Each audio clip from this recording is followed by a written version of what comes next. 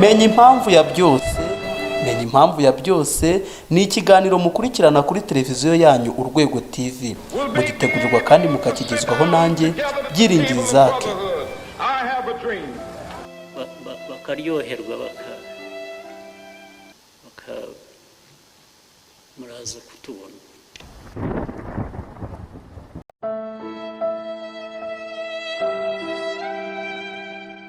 Ibivugwa biriyongera, amwe mu banga y'ibihugu bikomeye arimo arahishurwa. Gukomera kwa bamwe intandaro yo guhungabana k'umutekano w'abandi. Hari ibyo wumviye n'amatwi yawe, yewe hari n'ibyo uboneye n'amaso yawe. Bamwe ngo ni politique, abandi ngo niyo tugezemo. Buragoroba buracya, ariko ntituzi ikibyihishe inyuma. Mu myaka myinshi ishize ushobora kuba warigeze kumva icyo bita ubushakashatsi. Hari abantu benshi bashakashatse, ndetse no kuba turiho ubu ngubu turi kugendera ku bushakashatsi bw'abahanga. Gusa hari ikintu kimwe cyananiranye. Abahanga baravumbuye, ariko ntawe uravumbura imbaraga ze muri triangle de bermuda, cyangwa se ako bita benshi mpande eshatu y'amashitani. Uyu munsi Leta Zunze Ubumwe za Amerika niko gace maze gukoreraho ubushakashatsi bwinshi, ariko nta kintu irageraho. Ubwato bwabo bwinshi bwarahatikiriye, abantu benshi barahapfiriye, ariko kugeza na n'uyu munsi wa none ntibaramenya imbaraga zihakorera. Iki ni ikiganiro menya impamvu ya byose. Naho njye nitwa Byiringiro Isaac, mbahaye ikaze. Iyi ni televiziyo yanyu Urwego TV.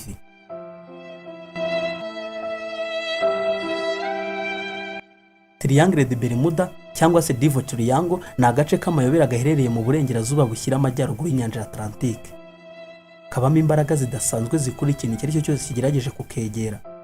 Aka gace ka Triangle de Bermuda gafite ubuso bungana na 1,300,000 kuri 3,900,000 kilometero kare. Triangle de Bermuda ni agace gaherereye hagati ya Miami, Floride Peninsula, San Juan, Puerto Rico, mu nyanja ya Atlantique hafi y'ikirwa cya Bermuda. Uretse izo mbaraga zidasanzwe, aka gace ngo karimo gaze metane ku bwinshi, umuhengeri n'ubushyuhe budasanzwe.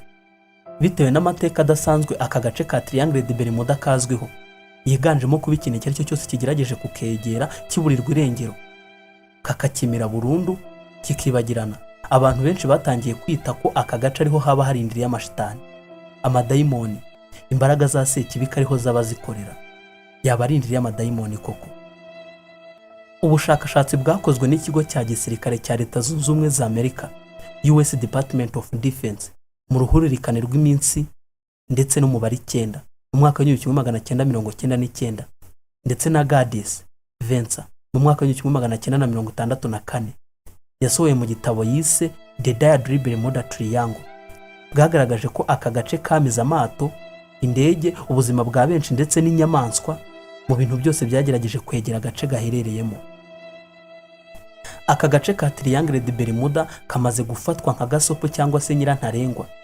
Kugerageje kukarenga cyangwa se ugerageje kugera hejuru y'ikirere cyako, ubwato cyangwa indege cyangwa ikindi kintu icyo ari cyo cyose gakurura kishyira. Abahanga mu bumenyi bw'isi bakoze ubushakashatsi bwinshi butandukanye, ariko ntawe urabona imbaraga zihishe muri Triangle de Bermuda.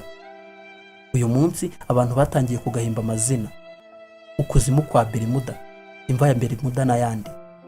Bimwe mu bintu byazimiriye muri Triangle de Bermuda: haburiyemo indege 5 z'Abanyamerika zo mu bwoko bwa Avenger mu mwaka wa 1945. Mu mwaka wa 1933 haburiye ubwato bwitwaga Self Queen, bwari butwaye abantu basaga 39, bose bitabye Imana nta numwe warokotse. Haburiye nanone ubwato bwitwaga Good News, bwari butwaye ibicuruzwa.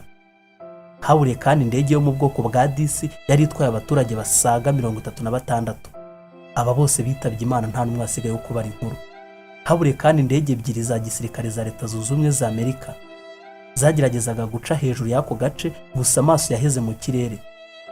Deep 6, ubwato bwoherejwe n'Abanyamerika ngo bujye gukora ubushakashatsi ku izimira ndetse n'ibura ry'indege zabo, bwagiye nka bwa bushwirire, bwagiye muti wa mperezayo.